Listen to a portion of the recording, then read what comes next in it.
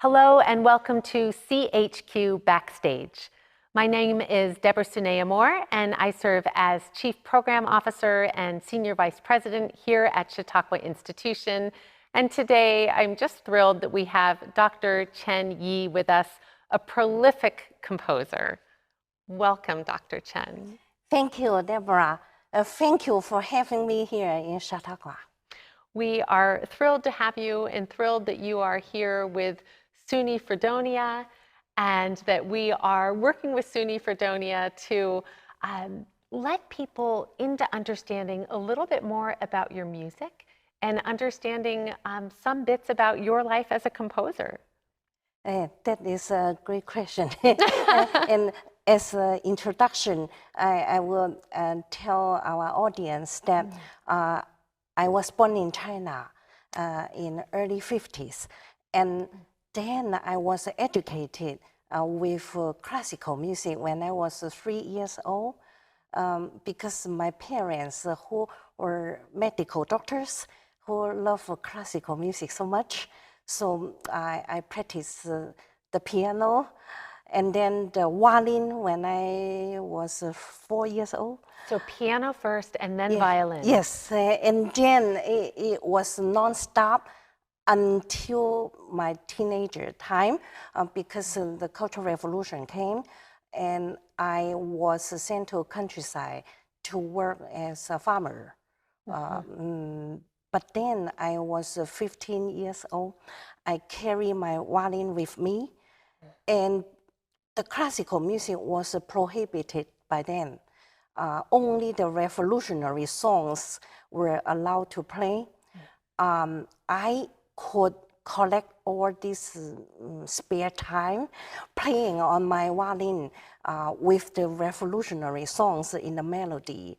And then I would add all these double stops, like the excerpts from Paganini's Capriccios, and all these cadenzas from standard concertos, all these, and it became my first improvisational composition, I thought. And after these 2 years, I was taken back to the city then, because the revolutionary sample opera needed Western orchestra. Beijing? Yeah, Beijing Opera. By then, I worked for Guangzhou Peking Opera Company, which has a mixed orchestra, like a chamber orchestra, plus a group of Chinese traditional instruments. And for the next 8 years, before the whole country reopened the higher education, like the exam, open exam for going to university. So among the about 20,000 applicants, we have received 32 composers in the freshman year when I was 25. So I got the next 8 years of training in the Beijing Central Conservatory as a composition major. So that's a pretty incredible path. And you know your story so well that you just said, here I am 25 years old, but we want to know a little bit more. So when you were 3 was when your parents started you with classical study. Yeah. And you shared that when you were about 15, a child of the Cultural Revolution, that's when you began laboring. But I'm curious, it must have been a real blessing that you were allowed to take your violin. And from what you're saying, I'm assuming it's because they wanted you to play the songs of the revolution. Yeah, and you know, before I went to the countryside, I practiced every day at home, and to go through all this Western repertoire. Western music, but not necessarily traditional Chinese songs at all in your training. Not before that time. And then I have gone through all these etudes, sonatas, concertos, all this Paganini, all this. Right. The same as a violinist might be studying in America or Russia. Yes. You were studying traditional, a lot of Western repertoire. Repertoire. And until this Cultural Revolution came, and the Western music was prohibited. Yes. And so when you are not allowed to play, I would have a very heavy mute on my violin. And nobody could hear outside of the window because you have the curtain block every sound. Yes. And then the piano, you would hang a blanket between the hammer and the steel board, and it also couldn't be heard outside of the window. Okay, so you have the piano hammers that would be hitting the strings, Yeah. and you found your own way of muting it. Yeah, and you mute it inside. And, Yes. and then you can practice to go through. My father has a big collection of Western records, like from this big down to small. And we can go through all this secretly because it couldn't be played loudly. But eventually, all these records have been broken because they were taken away and broke. But before that time, I could listen to all of this, and I read through the collections of You the had scores. already been absorbing your Yeah. father's music collection. I was trying to memorize all this, even the Tchaikovsky symphonies. I would remember all the textures without seeing the scores. Yes. And so when the piano score, like a reduction scores, you can read, and so you can learn.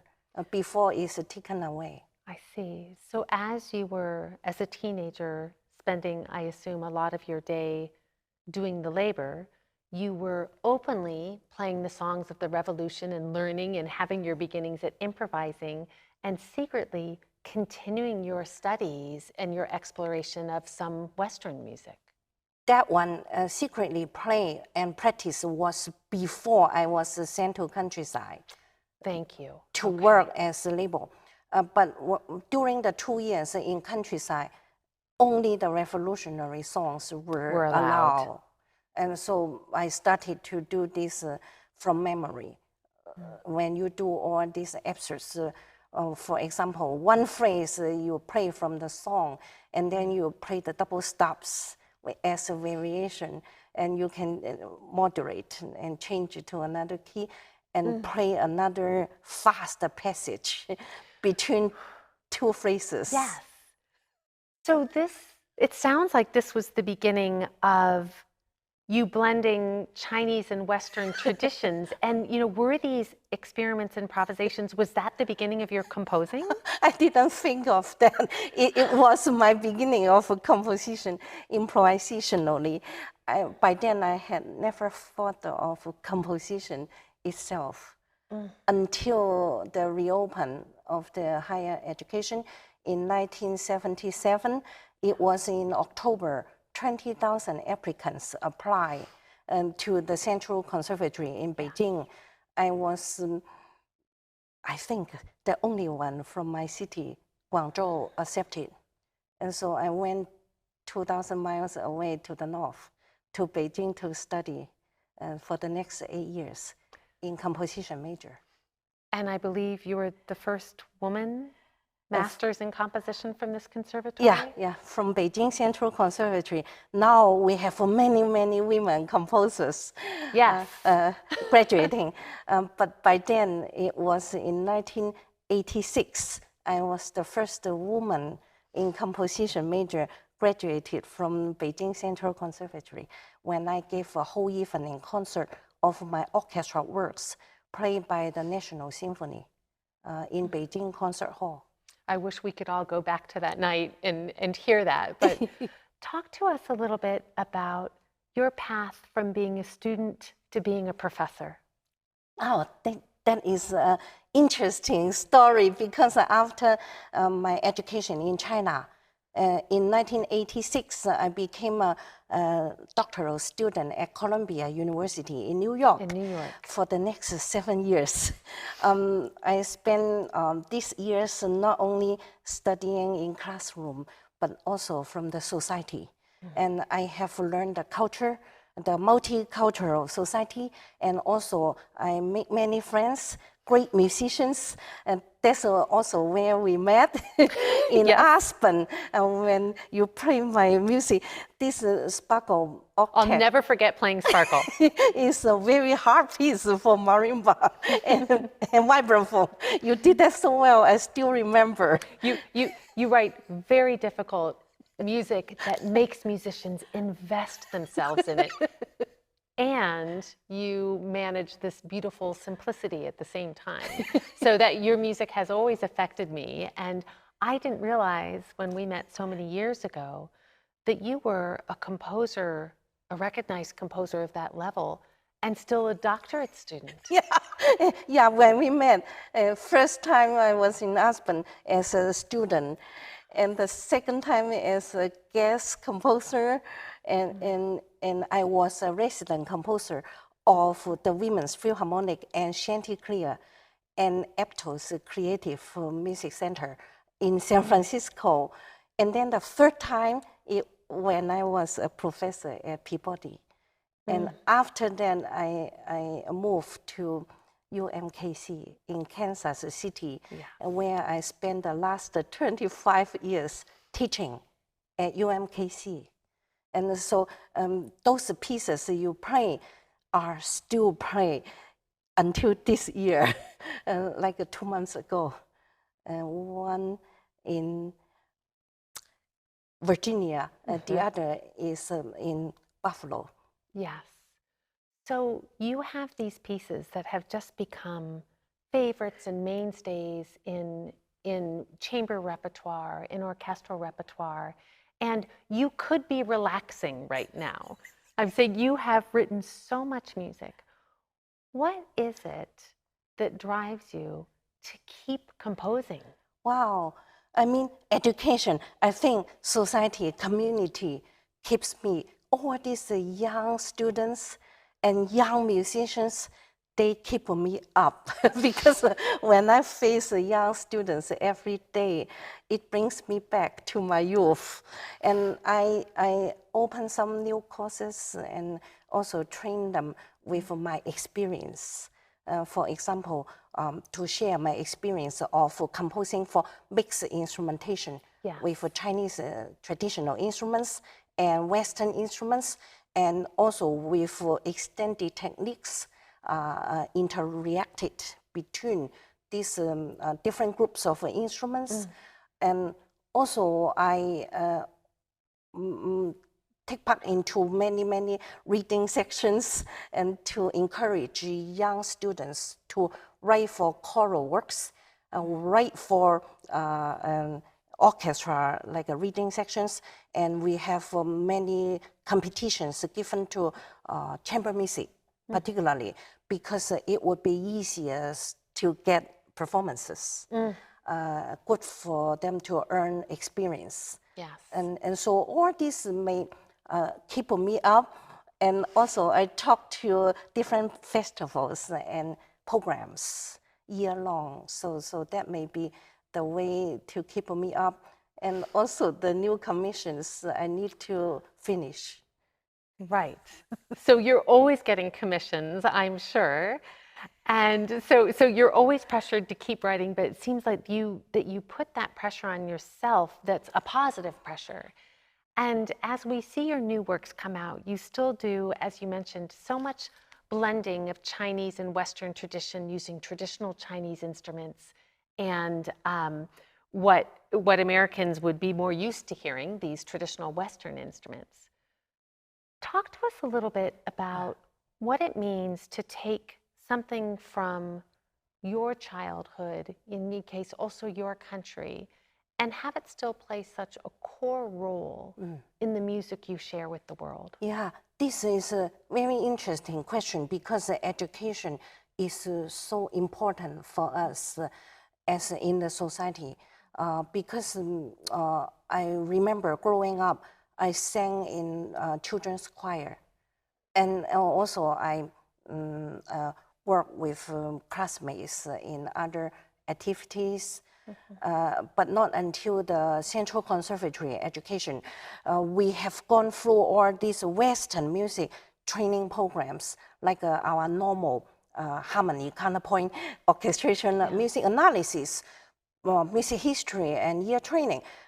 But also we have gone through a whole program of Chinese traditional music education systematically, which could be classified into folk song singing, which covers all provinces and all minority groups. You realize the differences of their dialects and temper and everything, daily life. And then this is only the first category. The others are traditional instrumental music that could have plucking instruments as a group and bowing instruments. Plucking, bowing. Bowing and percussion, a very rich culture with all these fixed patterns by the farmers who don't read. Right? You analyze them, how to do these rhythmic patterns. Those are fixed, and you learn the tradition. And then you and also... some of this is oral tradition passed down.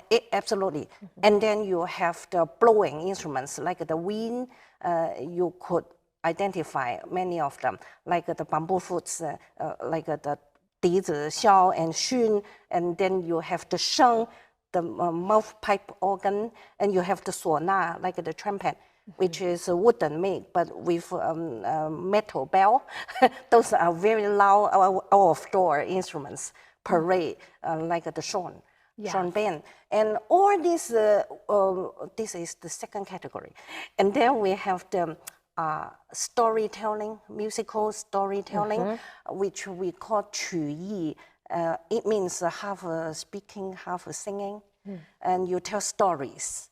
And those musicians would tell stories at the same time they play an instrument as the episode or as the interludes. And then you cover all these dialects from different regions. You got to learn their styles. And you also compose in those languages. I mean musical language, which would mean the style, not really the language in spoken. But if you don't learn the spoken language, it's hard for you to get into the culture and their daily life. And then the last category is the theater. The theater also has different components. You got to learn like acting and singing and reciting. That is another technique. Because reciting could be many layers, many levels of musical reciting. It could be flat tone and could be a saturated tone and could be half a singing tone of speaking. And all these would be classified into chapters. And you got to learn and also to write paper and to compose in those structures. And that's the full training, I would say, in Central Conservatory in Beijing. And after the school time, during the summer or winter vacation, we went to countryside to collect folk songs, like the field trips organized. Like Bartok. Yeah. It was organized by the conservatory as groups and led by professors. And then we went to rural area, like to see how the farmers sing and how they play and dance. We recorded them and we transcribed like a write down, like a dictation. So you experienced the whole context of life and music in life. Yeah, I brought all this into the States. I brought all these books and scores and also tapes. Used to be cassette tapes, and later it became CDs, and then later became the big video, and now small video. Now it's online, but I should spend time choosing the right ones for my students because I would choose the most authentic versions. When the farmers did it, you can tell which are the most authentic. The most authentic. Yeah, not any kind of variation or commercial, but very rooted on the ground, and you would see what the original farmer did, and then you analyze them, and then you have a recreation. And so those are belonging to the process of a new creation. So I would say tradition and creation. This is a good process and combination. So I just have to ask you, because when you talk about music, I feel like you're also talking about these larger things in life. And at Chautauqua, one of our values is to honor our cherished tradition, because this is an organization that's almost 150 years old, but also to celebrate and push forward to innovation. And it can be a challenge to balance both of these things. And when you think about this in your music and in life, when you are trying to share with people this beautiful, authentic tradition, but it's not just about this sharing, you are also creating new music that's inspired by that. What do you most hope your listeners will feel or learn when they interact with your music? I thought that when they learn more about other cultures, and they would find a common language, also the emotion as well, and they share. When they share, and they understand each other much better through the culture exchange. I think that is the best way for us to have a dialogue and have all this emotion and experience share with ideas and practice. I think that is the best opportunity. And yesterday I went to the rehearsal of all professors playing my chamber works. The SUNY Fredonia professors. Yes, Fredonia professors, University of Fredonia, and excellent professors, I would tell. Each piece I have gone through the rehearsal perfectly played. I would say that they spoke in my language because they knew the music so well, particularly after they did research deeply into the music. They honored that. Yeah, and even the background of the music, of writing the music or about the music, they read the literature materials and also from the Chinese traditional instrumental performance. And they learned the fingering and the styles and put them into the interpretation of my pieces. Because when I wrote these pieces, it was really deeply influenced me because all these fingerings and styles are already in my head. I already did research when I wrote them, and now they learned this not from my mouth. They learned it from the style that they learned. You see, and I was deeply touched.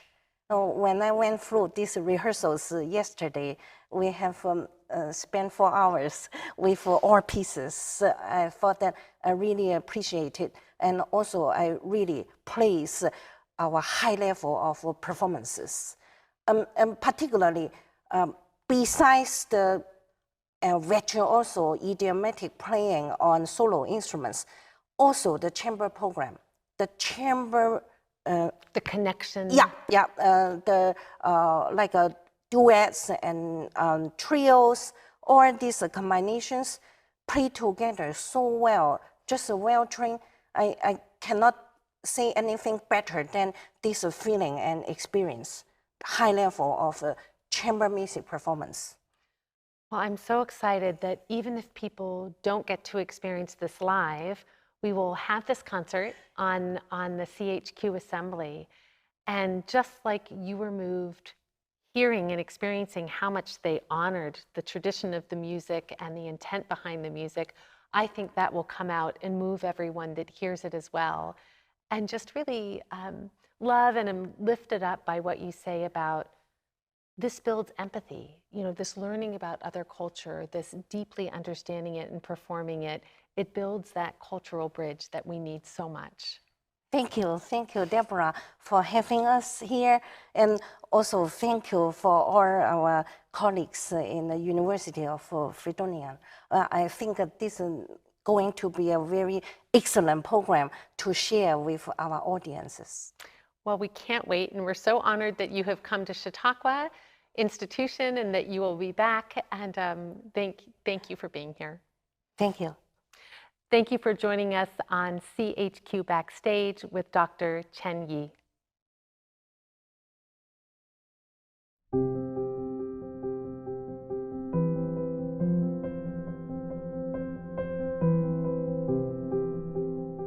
CHQ Assembly is made possible through the collaboration and innovation of Chautauqua Institution's full-time and part-time staff, seasonal staff, and many volunteers, as well as participants like you, whose engagement, gifts, and subscriptions sustain our mission.